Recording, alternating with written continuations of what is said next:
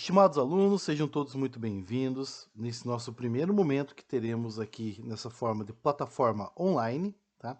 Meu nome é Hugo Henrique, estarei trabalhando com vocês algumas questões aí de matemática dentro da estrutura do Sistema de Avaliação da Educação Básica, conhecido como SAEB.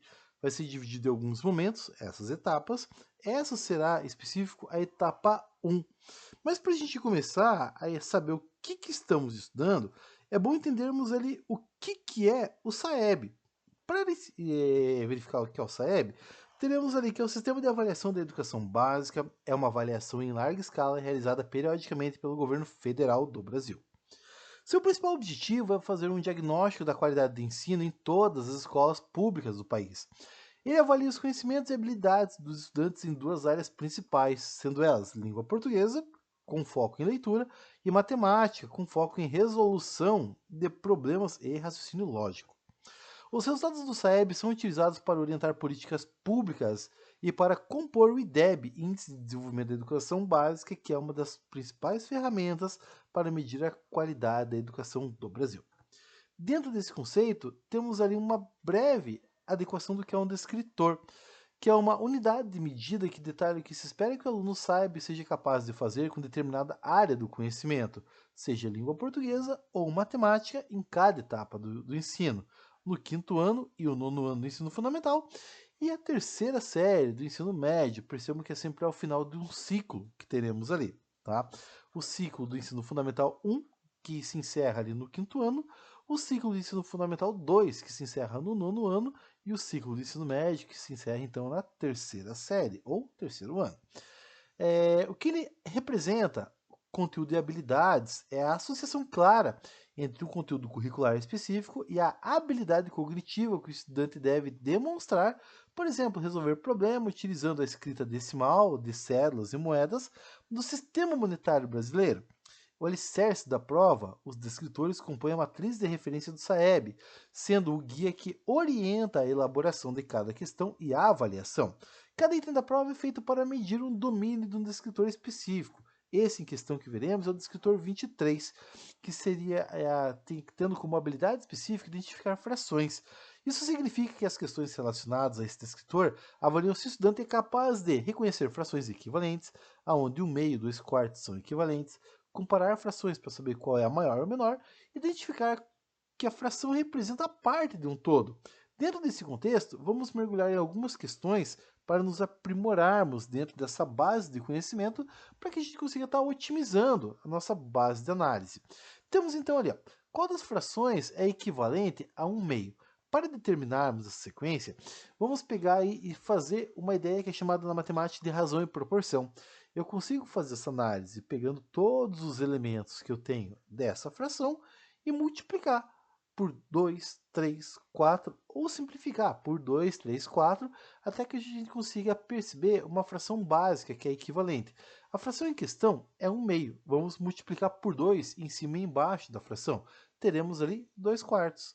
Ao fazermos a multiplicação por 3, chegaremos então em 3/6. Ao multiplicar por 4, chegaremos em 4/8. E olha a nossa equivalência. Então teremos ali que a fração equivalente a 1/2 equivale então a 4/8. Ok? Segunda questão: qual fração é diferente das outras? Para analisarmos esse contexto, a gente vai ter que chegar na forma mínima da fração. O que é a forma mínima? É pegarmos a fração como base de apoio e referência e simplificarmos ela pelo mesmo número, tanto em cima quanto embaixo. A primeira fração, 9/3. Percebo que estão na tabuada do 3. Ao simplificar ambas, chegaremos então ali em 1/3. 2/6. Perceba que ambos são pares, ambos eu posso simplificar por 2. Chegaremos então ali em 1/3 também. Temos ali 4/12, então podemos simplificar por 2 porque ambos são pares. Chega então ali, ó, a 2/6, a fração equivalente da letra B, que simplificando por 2 novamente, chegaremos ali então a 1/3 também. Tá? Então, a letra A, B e C é igual, a letra D é diferente, porque se eu simplificar 2 e 4 por 2, chegaria em 1/2, e 1/2 é diferente das frações anteriores ali. Ou seja, a fração que a gente está buscando é a fração correspondente à letra D. Questão 3. Selecione a fração que representa uma quantidade maior do que 3 quartos. Como fazemos isso? A primeira coisa, como temos a maior parte ali da representação das frações cujo denominador é 8, vamos pegar essa fração base que temos ali, o 3 quartos, e multiplicar por 2. Chegaremos ali então em 6 oitavos. Como eu quero a maior, eu preciso pegar uma fração cujo numerador seja maior do que 6. E a única que aparece ali é a letra C, cujo resultado ali é 7 oitavos. Então, já temos ali a descrição da nossa fração de referência. Avançando, questão 4. Qual das seguintes frações não é equivalente a 2 quintos? Então, perceba aquele não em destaque. Então, o que a gente quer não é achar o correto, mas sim valorizar o que está errado. Então, vamos pegar essa fração base e vamos multiplicar ela mantendo a proporção. Multiplicando por 2 em cima e embaixo, chegaremos ali então a 4 décimos, que temos o equivalente. Multiplicando por 3, chegaremos em 6 quinzeavos, que temos o correspondente. Multiplicando por 4, chegaremos ali a 8 vinteavos, que também temos um correspondente. Então, quem é o diferente na história é a letra D, que corresponde ali a 5 décimos, que simplificando isso vai dar o correspondente a 1 meio, que ainda assim é diferente da representação que temos ali, ok? Questão 5. Qual das frações é a de menor valor? Para fazermos isso, é importante realizarmos a divisão do numerador, ou seja, da parte de cima, pelo denominador, ou seja, a parte de baixo. Então, vamos fazer todas essas divisões. 3 divididos por 6, isso vai dar 0,5. Eu vou estar representando dessa vez em decimal. Ali, ao fazer 1 divididos por 4, teremos ali que isso vai dar 0,25. Por enquanto, essa é a de menor valor. Ali, na letra C, 5 divididos por 10, fazendo a divisão, isso vai dar 0,5. E na letra D, 2 divididos por 3, isso vai dar 0,66. Ou seja, como ele quer a menor fração possível, é a que equivale a 0,25, que no caso em questão é 1 quarto, que nos é então a letra B. Avançando. Questão 6. Se uma pizza é dividida em 8 fatias e você come 2, qual fração é equivalente à porção que sobrou? Olha que interessante. Então a gente tem uma pizza, no final das contas ali a gente divide em 6 fatias, retira 2, o que vai sobrar são 6 fatias das 8 originais que tínhamos ali. Então, como resposta, temos aqui a letra D. Avançando, temos dessa vez o descritor D2, que é a habilidade de avaliar se o estudante é capaz de analisar e comparar figuras geométricas. O foco é em 3 conceitos: figuras planas ou bidimensionais, que são figuras como quadrado, triângulo, círculo, que tem apenas 2 dimensões, comprimento e largura. Ali temos a figura tridimensional, presente no que a gente chama de geometria espacial. Aí temos que são figuras sólidas que possuem volume, como cubo, pirâmide, esfera. Elas têm 3 dimensões, comprimento, largura e altura ou profundidade, dependendo do contexto analisado. Planificação é a representação de uma figura 3D aberta em uma forma 2D. Por exemplo, a planificação de um cubo é um conjunto de 6 quadrados que, quando dobrados, formam esse sólido geométrico. Então, vamos às questões. Então, ele pede ali, abaixo temos um sólido geométrico e ao lado sua planificação. Marque corretamente sua planificação. Então, assim, perceba que a primeira figura que estamos trabalhando ali é um sólido, e o sólido tem uma única circunferência, certo? E quando você pega e abre aquele chapeuzinho, então assim, você vai ter basicamente um setor curvo que temos ali. E a única das figuras que apresenta um setor curvo é a letra A. Agora, a letra B, pessoal, é a planificação de um cilindro. É a mesma coisa de você pegar uma latinha, por exemplo, ali de milho, abrir, tirar a tampa, só dobrar elas para fora e abrir no meio. Então você tem aquela representação. E na letra C, temos que aquela representação ou planificação é de um cubo, ok? Vamos pegar aqui na segunda questão. Abaixo temos um sólido geométrico e ao lado sua planificação. Marque corretamente qual planificação pertence a esse sólido. Então percebam que esse sólido, a gente tem uma base triangular que está virada para nós. Essa base triangular, ela vai fazer com que a gente acabe trabalhando ali com a figura que a base vai dar representação para ela, sendo então um prisma de base triangular. Então, muito bem, a gente está procurando triângulo. Todas as figuras aparecem em triângulo ali, certo? Mas como o prisma tem uma base triangular, ela tem que ter obrigatoriamente 3 lados, tá? Esses 3 lados eles são quadrados ou retangulares. Então, assim, a única figura que representa ou esboça isso seria correspondente à nossa letra B.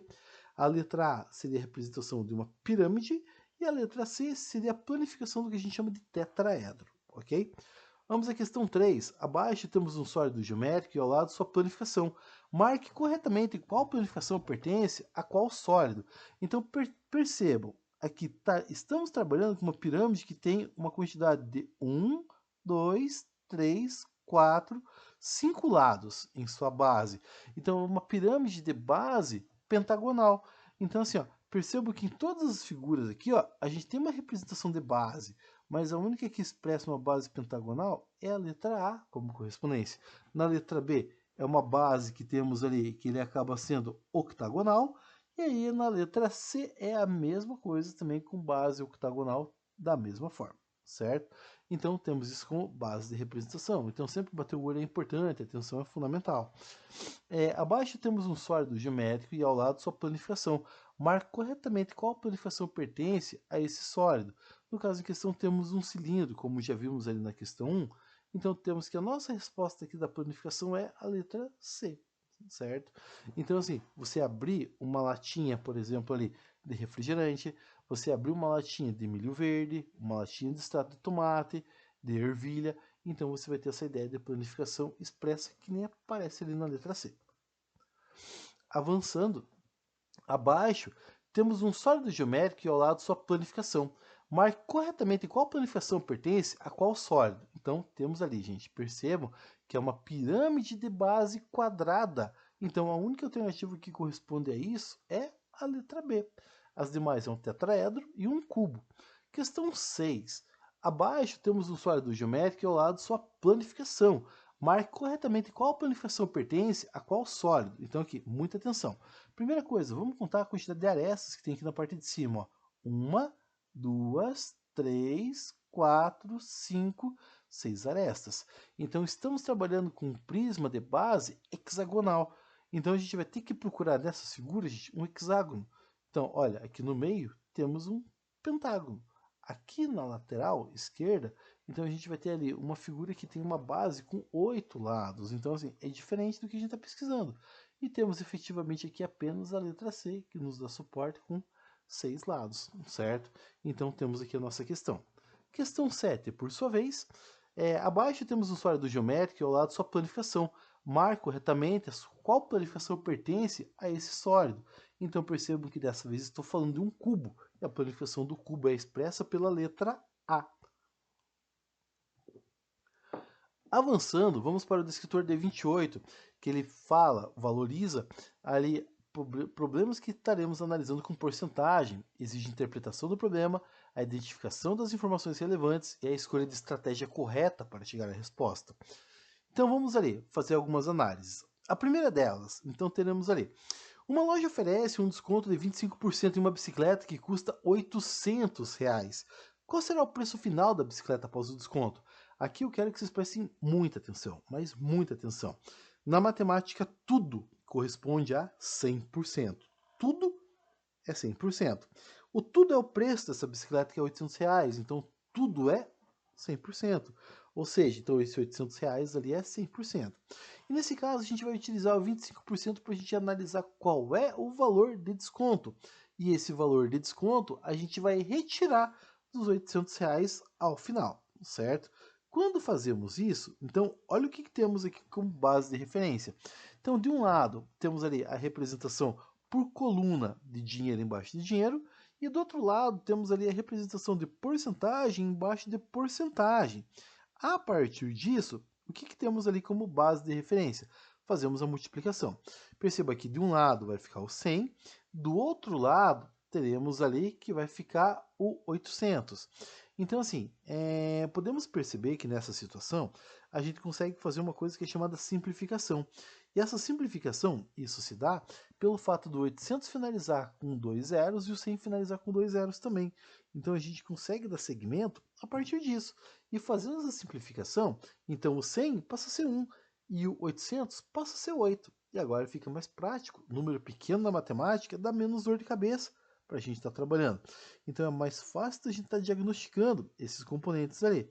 E a partir disso, o que teremos ali como base de representação? Então vamos ter ali que a multiplicação desses dois componentes é igual a R$ 200. Isso quer dizer que ele vai pagar R$ 200 na bicicleta? Não, ele vai ter R$ 200 de desconto. Então a gente vai pegar R$ 800 menos os R$ 200 de desconto, e isso equivale então a R$ 600, ok? Vamos ali a mais uma questão. Questão 2. Em uma sala de aula com 40 alunos, 60% são meninas. Quantas meninas há nessa sala? E, gente, aqui uma atenção muito especial. É normal eles darem quantidade de meninas e querer saber quantidade de meninos.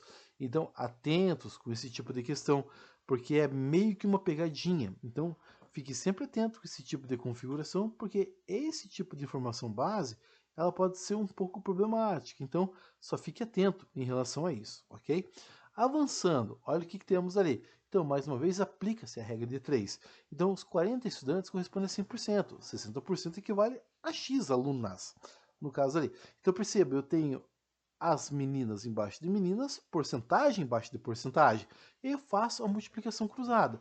Mas perceba, gente, à esquerda, ao final, eu tenho dois zeros do 100.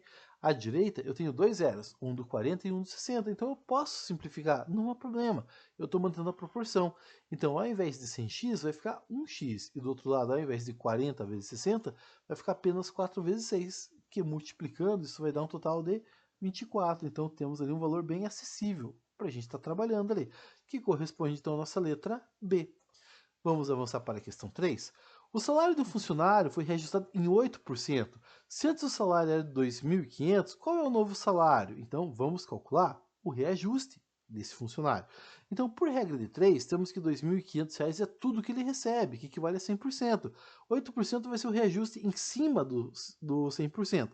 Ou seja, é o valor que a gente vai creditar ou somar ao 2.500 ao final.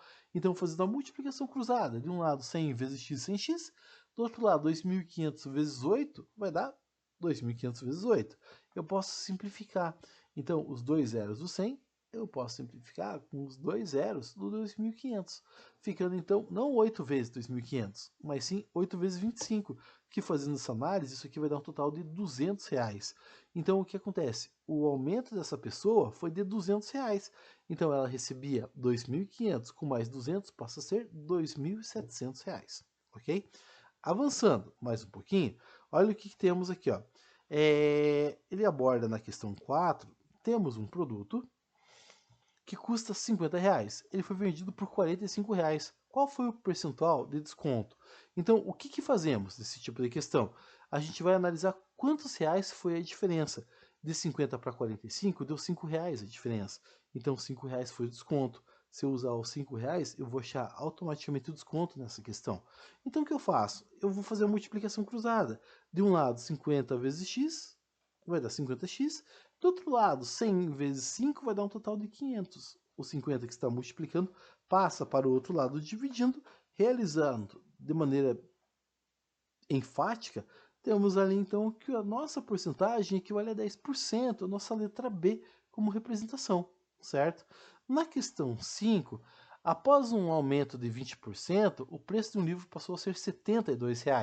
Qual era o preço original do livro? Então, assim, ó, percebam que esse valor já está com reajuste, ou seja, já não é o 100%, é o 100% creditado de mais 20%, chegando então a 120% do valor base.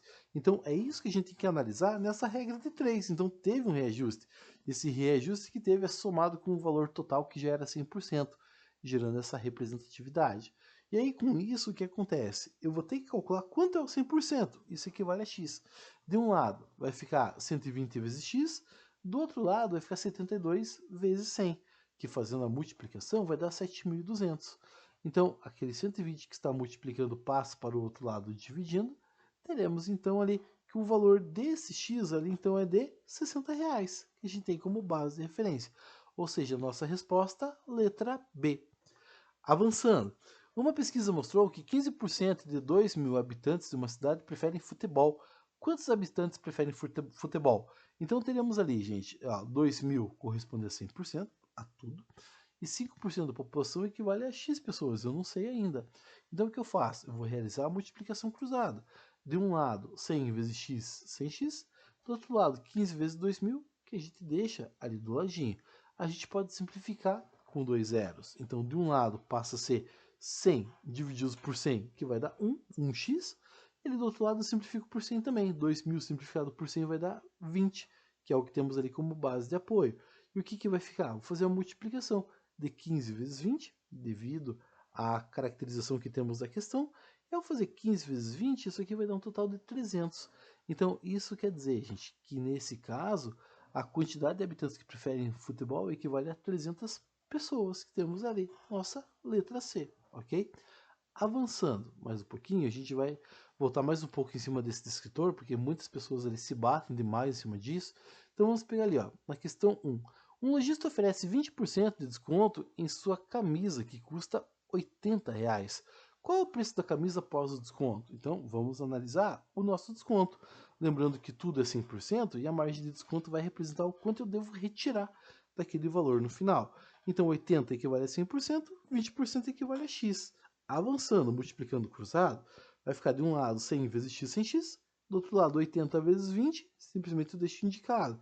Então assim, eu posso simplificar dois zeros do 100 com dois zeros, um do 80 e um do 20, que está tudo certo. E ao fazermos então essa multiplicação, isso aqui vai dar um total de 16. Poxa, professor, mas não tem 16 na resposta? Não tem mesmo, porque aqui esse 16 é o quanto que você está recebendo de desconto. Então eu vou ter que abater esse valor do 80, e aí sim eu tenho o preço final dessa camisa. E ao fazermos ali 80 menos 16, isso aqui vai dar 64. Isso quer dizer que nessas condições, essa camisa sai pelo valor de R$64, ok? Avançando aqui, ó. O salário de um funcionário foi aumentado em 15%. Se o salário original era de R$1.200, qual é o novo salário? Então, vamos dar uma olhada ali. Para fazer isso, temos a ideia da regra de 3 para estarmos trabalhando. Então, dinheiro embaixo de dinheiro, porcentagem embaixo de porcentagem. Aqui duas situações. Eu posso calcular com 15%, que eu vou ter o valor do ajuste e depois eu vou acreditar ao salário desse funcionário, ou eu já posso acreditar na porcentagem, avançando então ali para a taxa de aumento, no caso ali de 100 para 115, 115%, e aí a partir disso você já consegue fazer análise. Nesse segundo caso, você chega no resultado final. Assim a gente vai ter um passo a mais, que eu acredito ser um pouco mais tranquilo para a gente estar observando.